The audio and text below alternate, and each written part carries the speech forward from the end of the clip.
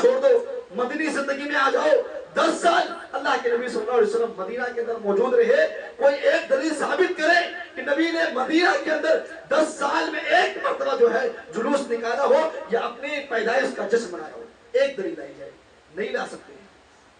الحمدللہ نحمده ونستعینه ونستغفره ونعوذ باللہ من شرور انفسنا ومن سیئات اعمالنا من يهده الله فلا مضل له ومن يضلله فلا هادي له واشهد ان لا اله الا الله وحده لا شريك له واشهد ان محمدا عبده ورسوله اما بعد فإن خير الحديث كتاب الله وخير الهدي هدي محمد صلى الله عليه وسلم وشر الأمور محدثاتها وكل محدثة بدعة وكل بدعة ضلالة وكل ضلالة في النار أعوذ بالله من الشيطان الرجيم بسم الله الرحمن الرحيم يا أيها الذين آمنوا لا تقدموا بين يدي الله ورسوله واتقوا الله إن الله سميع عليم۔ محترم سامعین، ہم اور آپ جس مہینے سے گزر رہے ہیں یہ ربیع الاول کا مہینہ ہے۔ ربیع الاول کا مہینہ یہ رسول اللہ صلی اللہ علیہ وسلم کی ولادت، باسعادت اور وفات کا مہینہ ہے۔ اس مہینے میں ہر مسلمان رسول اللہ صلی اللہ علیہ وسلم کا ذکر خیر اپنے لیے رحمت اور سعادت سمجھتا ہے، اور ہمیں رسول اللہ صلی اللہ علیہ وسلم کی ولادت، بعثت، نبوت و رسالت کی خوشی ہر پل، ہر دم، ہر قدم، ہر لمحہ، ہر وقت ہے۔ اسی لیے ہم اپنی چاہتوں کو کسی دن اور رات کے ساتھ خاص نہیں کرتے۔ آپ کو معلوم ہے کہ اس مہینے میں نبی اکرم صلی اللہ علیہ وسلم کی ولادت بھی ہوئی اور آپ صلی اللہ علیہ وسلم کی وفات بھی ہوئی۔ اور آپ دیکھیں، خود اپنے ہی بھائیوں کو دیکھیں جس کے ساتھ آپ رہتے ہیں، اٹھتے بیٹھتے ہیں، ربیع الاول کی 12 تاریخ کو خوشیاں مناتے ہیں، جلوس نکلتی ہے۔ ہم کیوں نہیں مناتے؟ اگر سامنے والے ہم سے پوچھیں بھائی تم کیوں نہیں مناتے، جواب کیا دو؟ اگر وہ آپ سے سوال کرے کہ نبی کی پیدائش میں خوشی کیوں نہیں مناتے ہو، تم خوش کیوں نہیں ہو، تو آپ کے پاس جواب کیا ہوگا؟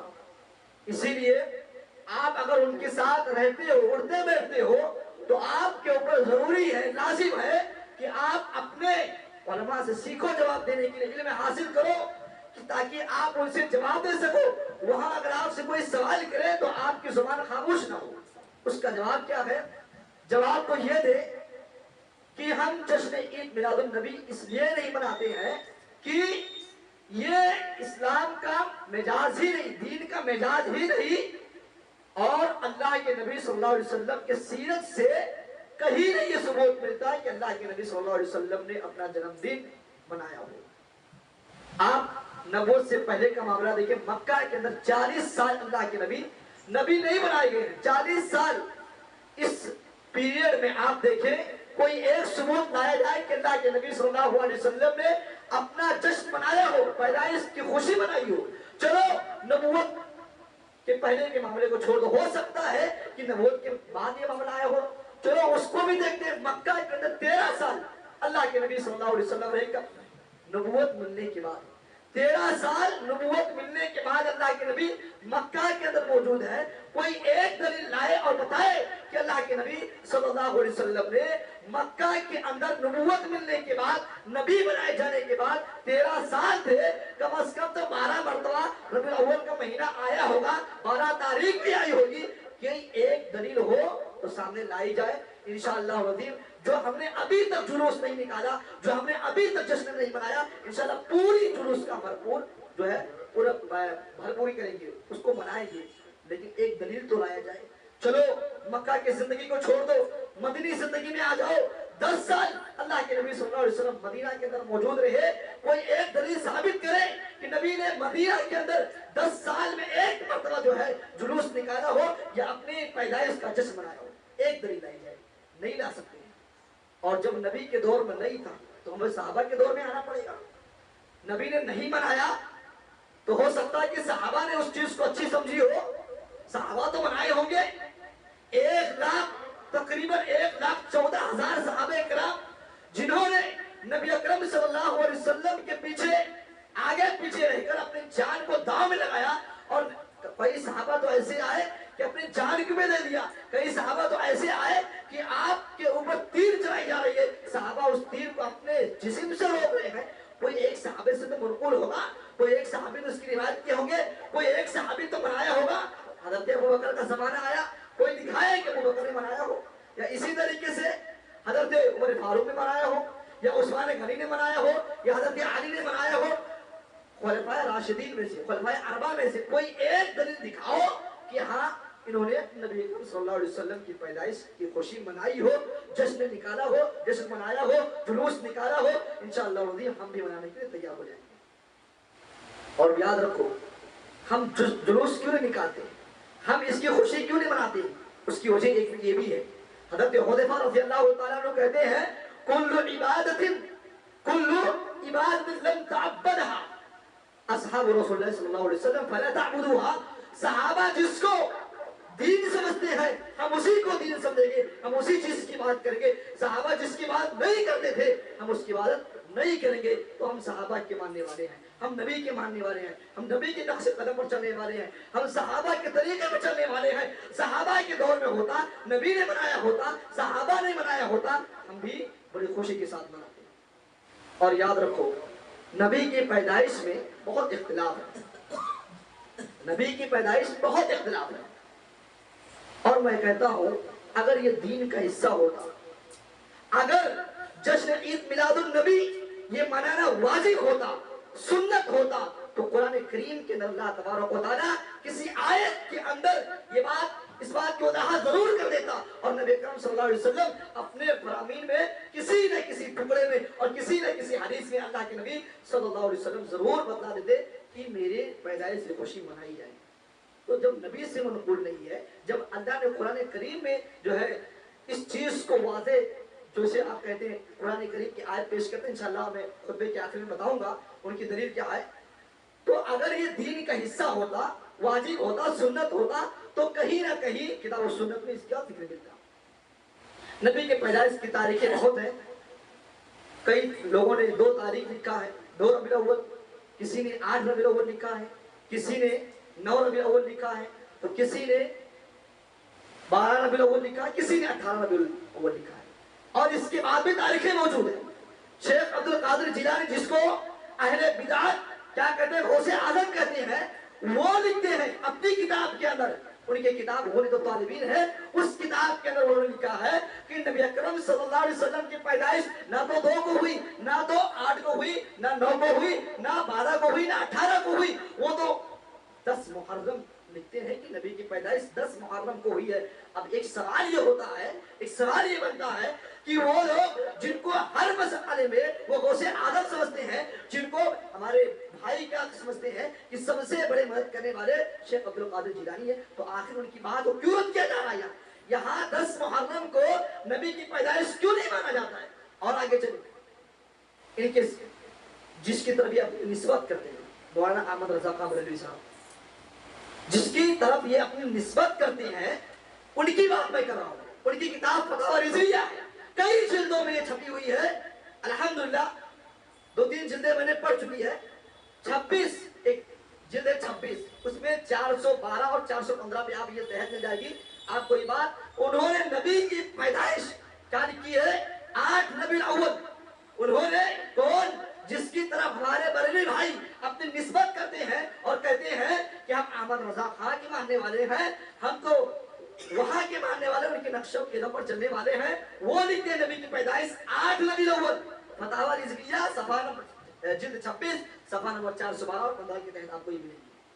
सवाल ये होता है کہ نبی کی پیدائش میں اتنا شدید اختلاف اور ہم پیدائش پہ خوشی مناتے ہیں۔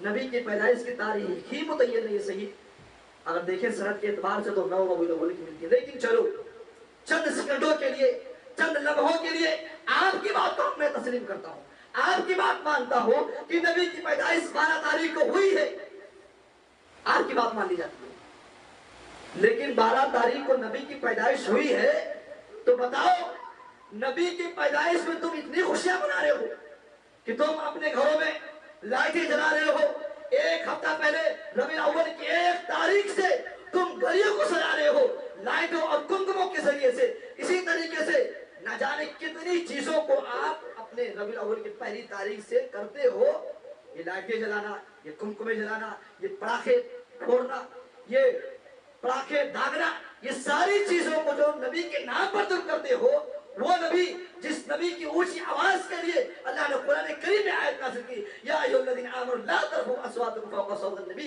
اے اللہ تبارک و تعالیٰ نے کہا کہ اے لوگو جو ایمان لائے ہو، یا ایھا الذین آمنوا لا ترفعوا اصواتکم، نبی کے نام پر اپنی آواز کو اونچی مت کرو، نبی کے سامنے اپنی آواز کو بلند مت کرو، اللہ اکبر۔ آج اسی نبی کے نام پر ہم کیا کرتے ہیں؟ پڑاخے داغتے ہیں، ہم اسی نبی کے نام پر، اسی نبی کی پیدائش کی خوشی میں کیا کرتے ہیں؟ اونچی آواز جو سارے لوگوں کی نیندوں کو حرام کر دے، اللہ اکبر۔ نبی کا حال تو یہ تھا، موضوع سے بھٹک جاؤں گا، نبی کا حال تو یہ تھا کہ نبی اکرم صلی اللہ علیہ وسلم اپنی ذات سے کسی کو تکلیف نہیں دیتے تھے، اور آج ہم ہیں، ہم لوگوں کو کتنی تکلیفیں دیتے ہیں۔ یاد رکھو مدینہ کے گلیوں میں اس دن کے حال کیا تھی۔ آج ہم نبی کے پیدائش سے ایک بڑا سا کیک بناتے ہیں اور اس میں محمد لکھا جاتا ہے، اللہ اکبر، اور آج اسی کیک کو جس پر محمد لکھا جاتا ہے ایک چھری سے اس کیک کو کاٹا جاتا ہے اور پھر لوگوں کو کھلایا جاتا ہے اور کھایا جاتا ہے، اللہ اکبر۔ صلح حدیبیہ کا موقع یاد کرو، صلح حدیبیہ کے موقع پر صلح نامہ کون لکھ رہا ہے؟ اللہ کے نبی صلی اللہ علیہ وسلم کے چچا صاحب بھائی حضرت علی رضی اللہ تعالیٰ عنہ صلح حدیبیہ کے تمام شرائط کو لکھ رہے ہیں، اور آخر میں حضرت علی لکھتے ہیں یہ خط اور یہ شرائط جناب محمد رسول اللہ صلی اللہ علیہ وسلم کے نام سے جاری ہو رہا ہے۔ مشرکین مکہ نے کہا، صلح حدیبیہ کے مخالفین نے کہا کہ اے محمد اگر ہم آپ کو اپنا رسول مان لیں تو ہمارا جھگڑا ختم ہو جائے گا، لہذا اس خط پہ جو رسول اللہ لکھا ہوا ہے اس کو کاٹا جائے، اس کو مٹایا جائے۔ اللہ کے نبی نے کہا اے علی رسول کا لفظ مٹا دو، اے علی رسول اللہ کا لفظ کاٹ دو۔ حضرت علی رضی اللہ تعالیٰ عنہ کہتے ہیں وہ لوگوں جو نبی کے نام پر کیک بنانے والوں اور کیک بنانے کے بعد اس کو چھری سے کاٹنے والوں، اللہ کے نبی صلی اللہ علیہ وسلم نے حضرت علی سے کہا اے علی اس لفظ کو کاٹ دو، رسول اللہ کا جو لفظ اس کو کاٹو، اس کو مٹاؤ۔ حضرت علی نے جواب دیا اے اللہ کے نبی، اے میرے سردار، اے میرے آقا، میرے ہاتھ میں اتنی طاقت نہیں ہے، میرے قلم میں اتنی طاقت نہیں ہے کہ میں رسول اللہ کا لفظ لکھنے کے بعد اس کو مٹا سکوں۔ اے اللہ کے نبی میں نہیں مٹا سکتا ہوں، ایک مرتبہ جب میں رسول اللہ لکھ دیا، اے اللہ کے نبی اس ہاتھ میں طاقت نہیں ہے کہ میں اس لفظ کو مٹاؤں۔ اللہ کے نبی نے خود سے اس لفظ کو مٹایا، اور آج ہم اسی رسول کا نام لکھتے ہیں اور جھنڈیوں پر لا الہ الا اللہ محمد رسول اللہ نبی کے نام لکھے جاتے ہیں، اور وہی جھنڈیاں اور وہی ہری جھنڈیاں پیروں سے کچھ دنوں کے بعد رودا جاتا ہے، سڑکوں پہ روتے ہوئے ملیں گے۔ اللہ اکبر۔ افسوس کرنا چاہیے کہ ہم نے تو توحید اور نہ ہی نبی اکرم صلی اللہ علیہ وسلم کی عظمت کا خیال کیا۔ یاد رکھو ہم اس تاریخ کو خوشی منا رہے ہیں، مدینہ کے گلیوں میں کا حال کیا ہے، خود نبی کی بیٹی حضرت فاطمہ کا حال کیا ہے، آپ کبھی اندازہ لگائیں، حدیث کی کتابوں کو پڑھیں۔ حضرت انس رضی اللہ تعالیٰ عنہ حدیث کی راوی ہے، کہتے ہیں قال لی فاطمہ، حضرت فاطمہ نے مجھ سے کہا کہ کیف یا انس کیف سقط انفسکم ان تحثوا التراب علی رسول اللہ صلی اللہ علیہ وسلم، اے انس تمہارے پاس کون سا دل تھا، تم نے کس دل سے اور کس ہمت سے نبی اکرم صلی اللہ علیہ وسلم کے جسم اطہار پر مٹی بہایا۔ یہ کس کی بات ہو رہی ہے؟ نبی کی پیدائش نہیں، نبی کی وفات کی بات ہو رہی ہے، اور یہی 12 تاریخ کی بات ہو رہی ہے۔ تم 12 تاریخ کو خوشی منا رہے ہو، نبی کی بیٹی رو رہی ہے، نبی کی بیٹی حضرت انس سے کہہ رہی ہے اے انس تمہارے پاس کون سا دل تھا کہ جس دل سے تم نبی اکرم صلی اللہ علیہ وسلم کو جب دفن کر رہے تھے تو جسم اطہر پر تم کس دل سے اور کس ہمت سے مٹی بہا رہے تھے۔ یہ کون کہہ رہا ہے؟ نبی کی بیٹی کہہ رہی ہے۔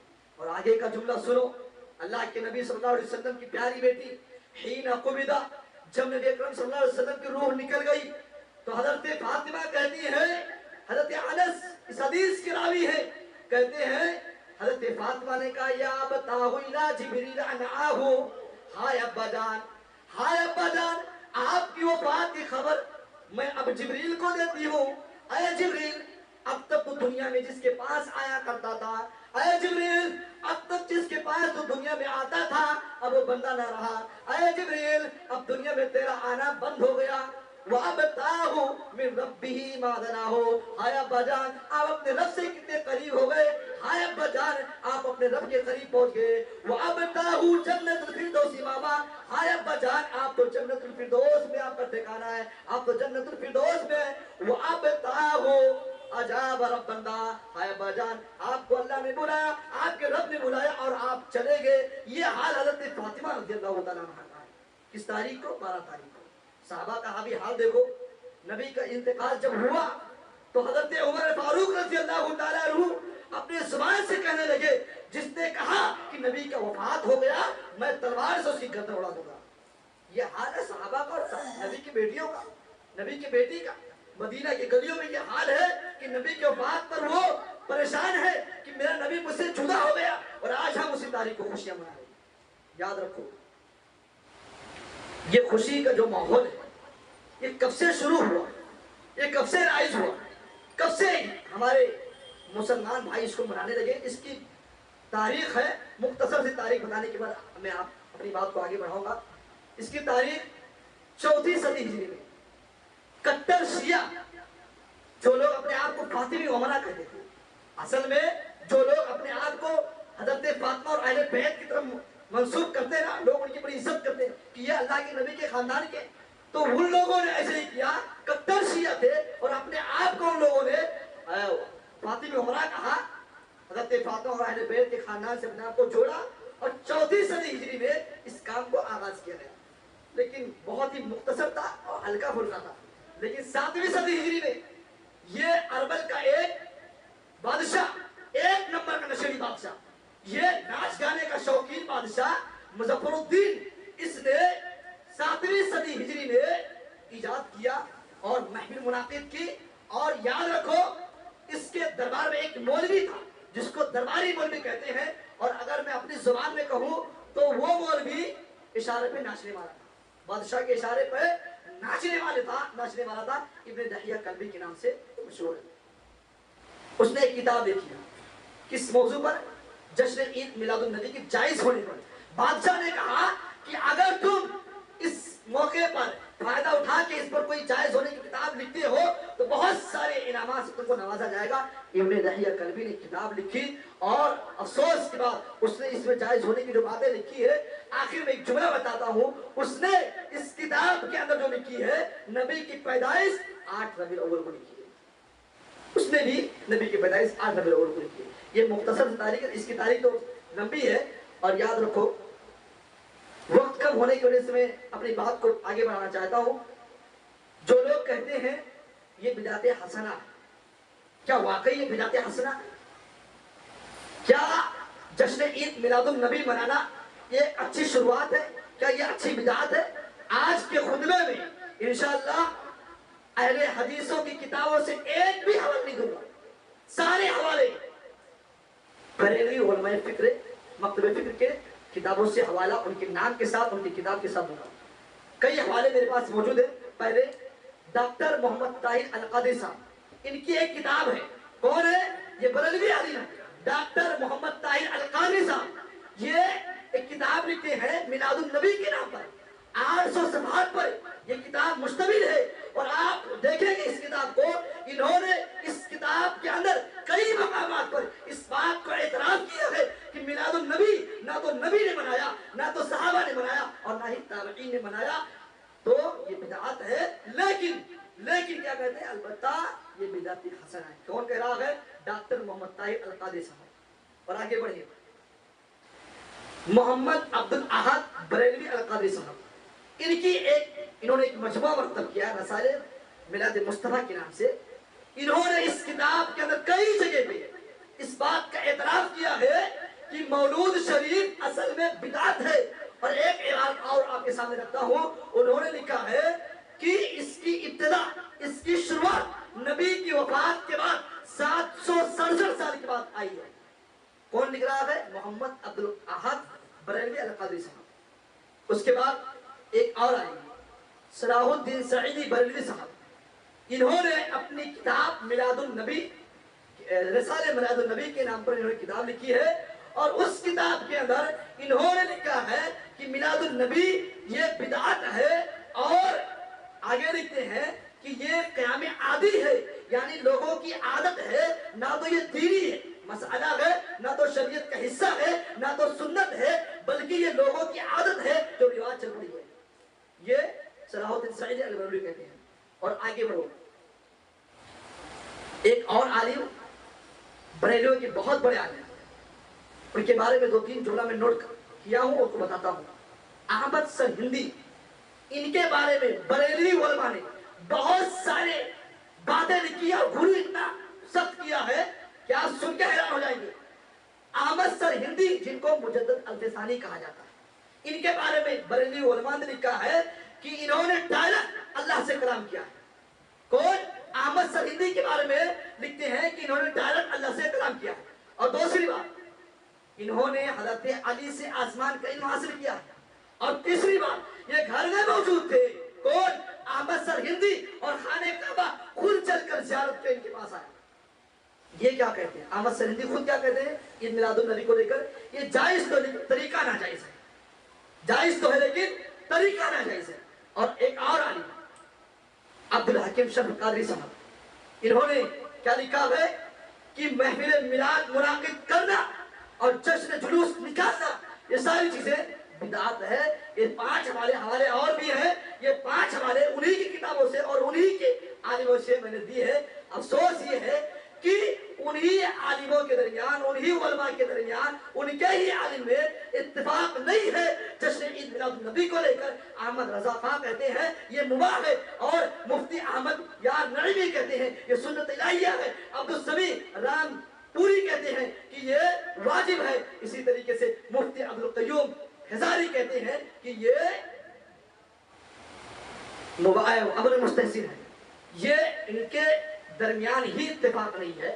ان کے درمیان ہی اس مسئلے میں، ان کے علماء کے درمیان ہی ایک پلیٹ فارم پر اور ایک بات پر نہیں ہے. تو کیسے یہ جائز ہو سکتا ہے اور کیسے ہی ایک دن کا حصہ ہو سکتا ہے؟ جب ان کے علماء ہی نے بدعت، اس کو میلاد النبی کو بدعت کہا ہے.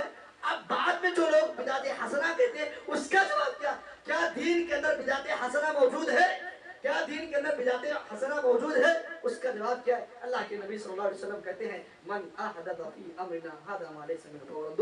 کہ دین کے اندر جو لوگ نئی باتوں کو ایجاد کرتے ہیں اور اس کو دین کا حصہ سمجھتے ہیں تو یاد رکھیں کہ وہ ہم میں سے نہیں ہے، ہمارے طریقے پر نہیں ہے، وہ سب کے سب مردود ہیں. اللہ کے نبی صلی اللہ علیہ وسلم ہر خطبے میں اللہ کے نبی کہتے تھے کل بدعت ضلالہ وکل ضلالۃ فی النار. ہر گمراہی بدعت ہے اور ہر بدعت جہنم میں لے جانے والی ہے. اسی لیے حضرت عبداللہ بن عمر رضی اللہ تعالیٰ عنہ نے بدعت حسنہ کا مکمل طور سے وضاحت کر دیا. فرمایا کل بدعت ضلالہ، ہر بدعت گمراہی ہے. وَإِنْ رَاهَا النَّاسُ حَسَنًا، اگرچہ لوگ اس کو بدعت حسنہ ہی نہ سمجھے. بتاؤ، ایک صحابی کا قول ہے، کہتے ہیں کہ ہر بدعت گمراہی ہے اور لوگ اگر اس کو بدعت حسنہ سمجھتے ہیں تو سن لے بدعت حسنہ بھی گمراہی ہے. اور یاد رکھو، کیا نبی کے دور میں بدعت حسنہ موجود تھی؟ کیا نبی صلی اللہ علیہ وسلم کے دور میں بدعت حسنہ موجود تھی؟ اس کا جواب کیا ہے؟ کچھ صحابہ کرام نبی اکرم صلی اللہ علیہ وسلم کے دور میں بدعت حسنہ کو لے کر آئے، عزم مصمم کیا، ارادہ کیا کہ ہم اس نئے کام کو ایجاد کریں گے. 2 مثالیں آپ کے سامنے رکھتا ہوں. اللہ کے نبی کو پتا چلا، آپ نے روکا اور ان کو ان کی تردید کی، کہا نہیں یہ صحیح نہیں ہے. 2 مثالیں آپ کے سامنے موجود. پہلی مثال، کچھ صحابہ کرام نبی کے گھر پہنچے.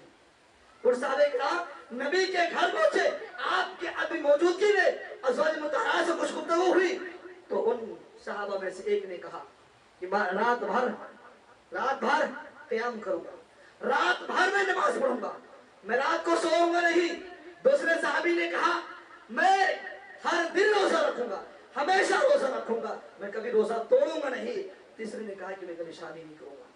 اپنے سینے پہ ہاتھ رکھ کے بتاؤ مسلمانوں، کیا رات کو اٹھ کر نماز پڑھنا، کیا پوری رات نماز پڑھنا اچھی چیز ہے کہ نہیں؟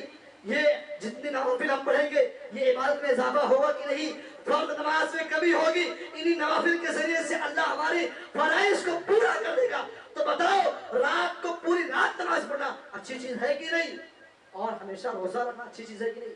لیکن جب نبی کو معلوم ہوا، جب نبی کو پتا چلا کہ میرے صحابہ میں کچھ ایسے لوگ بھی ہیں جنہوں نے اس بات کا عزم مصمم کر لیا ہے، جنہوں نے بدعت حسنہ اپنے اندر اعتماد کر لیا اور عزم کیا ہے کہ ہم اس بدعت کو رائج کریں گے، تو اللہ کے نبی صلی اللہ علیہ وسلم نے ان صحابہ سے ملاقات کی۔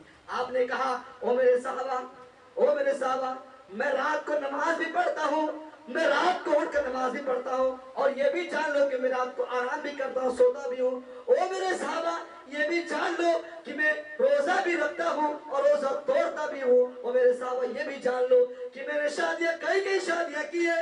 یاد رکھو اگر تم نے ایسا کیا جس پر رسول اللہ صلی اللہ علیہ وسلم کی مہر نہ لگی ہو، جس میں کتاب و سنت کی مہر نہ ہو، تو یاد رکھو تم مجھ سے اور میری امت سے تمہارا کوئی تعلق نہیں ہے۔ اللہ کے نبی نے بدعت حسنہ کو وہی روک دیا۔ اور ایک اور مثال آپ کے سامنے موجود ہے، ایک اور مثال قربانی کا موقع تھا۔ ایک صحابی رسول نے عید کی نماز سے پہلے عام طور پر یہی تو ہے، سنت تو یہی کہ عید کی نماز کے بعد جانوروں کو ذبح کیا جائے، لیکن ایک صحابی نے کیا کیا، عید کے نماز سے پہلے انہوں نے اپنے جانوروں کو ذبح کر دیا، اور اس لیے کہ تاکہ لوگوں کے اندر جو غریب ہے، مسکین، جن کے ہاں قربانی نہیں ہے، ان کے پاس گوشت پہنچا دیے گئے وقت پر۔ لیکن اللہ کے نبی کو جب معلوم ہوا تو اللہ کے نبی نے ان کو بتایا کہ نہیں، یہ چیز اچھی چیز نہیں ہے، یہ بدعت حسنہ نہیں ہو سکتی ہے، تمہاری یہ سوچ اچھی تو ہے لیکن کتاب و سنت سے اس ثبوت نہیں ملتا، لہذا آپ کے پاس طاقت ہو تو ایک اور بکری ذبح کرو۔ یہ بات ہوئی، وقت ہو چکا، لیکن میں مختصر وقت میں جو ہمارے بھائی ہیں جو جلوس نکالتے ہیں، جو جشن نکالتے ہیں، مناتے ہیں، ان کی دلیل کیا ہے؟ وہ بہت ساری دلیل دیتے ہیں۔ پہلی دلیل تو قرآن کریم سے دیتے ہیں۔ کیا دلیل دیتے ہیں؟ قل بفضل اللہ وبرحمتہ فبذلک یفرحوا، کہتے ہیں کہ دیکھو اللہ نے خود اعلان کیا، اور یہ بات اللہ نے اپنے نبی سے کہلوائی کہ اے نبی آپ کہہ دیجئے کہ اللہ کے فضل اور اللہ کی رحمت سے خوش ہونا چاہیے۔ ترجمہ تو خوش ہونا چاہیے کرتے ہو، اور اگر تم نے خوشی منانے کا ترجمہ کیا، فَلْيَفْرَحُوا کا ترجمہ خوشی منانا نہیں ہوتا، خوش ہونا ہوتا ہے۔ اور یاد رکھو اس کا جواب کیا ہے، اللہ کی رحمت اور اللہ کی فضل۔ یہاں اللہ نے رحمت اور فضل استعمال کیا تو غور کرو، کیا نبی کی پیدائش ہی اللہ کی رحمت اور فضل ہے؟ کیا نبی کا نبی بنایا جانا یہ نبی کی پیدائش کا، نبی کا نبی بنایا جانا کیا یہ رحمت نہیں ہے؟ کیا یہ فضل نہیں ہے؟ نبی جب 40 سال نبی نہیں بنائے گئے تھے، جب آپ کو نبی بنایا گیا، اس سے بڑی فضیلت اور اس سے بڑی فضل اور رحمت ہمارے لیے اور کیا ہو سکتی ہے؟ اور ایک جواب تو یہ ہے کہ نبی کا جنگوں میں جانا، جنگوں کو فتح کرنا، یہ بھی تو رحمت ہے، یہ بھی تو فضل ہے۔ تو نبی کی پوری زندگی ہمارے لیے رحمت اور فضل ہے۔ تو دیکھا جائے تو نبی کے ایک ایک دن کو آپ کو جشن اور جلوس نکالنا پڑے گا، ایک ہی دن کو متعین کیوں کیا جاتا ہے؟ اور اسی طریقے سے اس آیت میں اللہ نے کہاں کہہ دیا کہ تم خوشی مناؤ، خوش ہونا ہے، تمام اللہ کی نعمت سے، تمام اللہ کی نعمت سے خوش ہونا ہے، اور خوشی منانا اور خوش ہونا یہ دونوں الگ الگ چیزیں ہیں۔ ایک اور دلیل دیتے ہیں کہ ابو لہب نے بنایا۔ کیا دلیل دیتے ہیں؟ کہ ابو لہب نے نبی کی پیدائش پر جشن منایا، لوڈی آزاد کیا۔ پہلی بات تو جانو کہ سندن یہ روایت صحیح بھی نہیں ہے۔ چلو اگر دوسرے ترک کی وجہ سے یہ روایت صحیح بھی ہو جاتی ہے تو یاد رکھو، اگر ابو لہب نے جشن منایا یا لوڈی آزاد کیا تو کیا وہ جہنم کے عذاب سے بچ سکا؟ کیا اس کو جہنم کی آگ سے بچا لیا گیا؟ آپ کا جواب کیا ہے؟ نہیں۔ تو ابو لہب کو تم دلیل بناتے ہو، تو جاؤ تم کو ابو لہب مبارک ہو۔ ہم تو ابو بکر صدیق رضی اللہ تعالیٰ عنہ کے پیچھے چلنے والے ہیں۔